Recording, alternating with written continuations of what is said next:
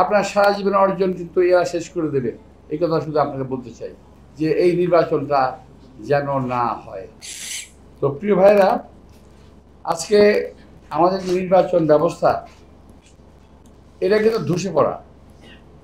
এটাকে আজকে ডক্টর ইউনূস সাহেব ঠিক করার চেষ্টা করেছেন, ঠিক করেছেন, কিন্তু নির্বাচন নিয়ে কোনো রকম ধোঁয়াশার সৃষ্টি করা যাবে না। যদিও এখন কিন্তু নির্বাচন নিয়ে একটা ধোঁয়াশার সৃষ্টি হচ্ছে।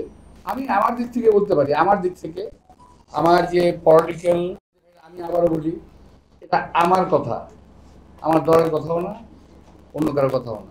আমি বলেছিলাম যে আপনাদের সব কথা তো মানা যাবে না। আচ্ছা বলেন তো, সবাই কি সব কথা মানছে? এই যে আলোচনা এই হচ্ছে এতদিন যাবৎ, সবাই কি মানছে? কেউ 10টা মানছে, কেউ 5টা মানছে, কেউ 15টা মানছে, এবং কারেকশন হচ্ছে। আর আমি এই কথাটা 1 মাস আগে বলছি, 2 মাস আগে বলছি যে আপনারা বলবেন সেটা আমরা কারেকশন করবো। কারেকশন হচ্ছে এখন।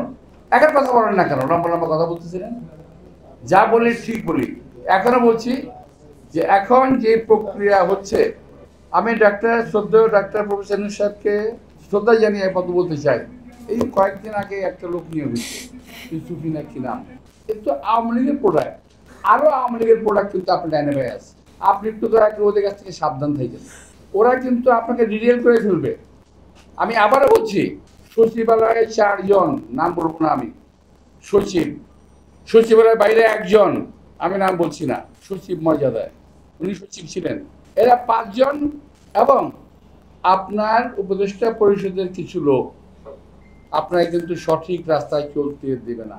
আপনার সারা জীবনের অর্জন, আপনি নোবেল লরিয়েট, সারা বিশ্বের মানুষ আপনাকে শ্রদ্ধা করে, আপনার সারা জীবনের অর্জন কিন্তু এরা শেষ করে দেবে। এই কথা শুধু আপনাকে বলতে চাই। আমরা সম্মান রক্ষা করে দেশটাকে সুন্দর করতে চাই। এই দেশ সুন্দর হবে, আপনি সফল হবেন, এই দেশটা ভালো হবে। একে অপরকে আমরা দালাল বানাচ্ছি, এটা যেমন ঠিক না, আবার দালাল যে আছে এই কথা অস্বীকার করা যাবে না।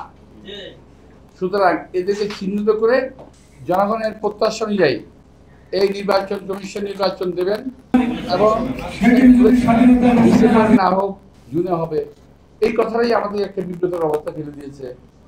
একবার বললেন ডিসেম্বর, আবার বললেন জুন। এই যে আপনাকে একটা বিব্রতর অবস্থা ফেলছে, তা আমি শ্রদ্ধেয় ইউনূস স্যারকে বলতে চাই, এটার জন্য আপনি দায়িত্ব বহন করেন না।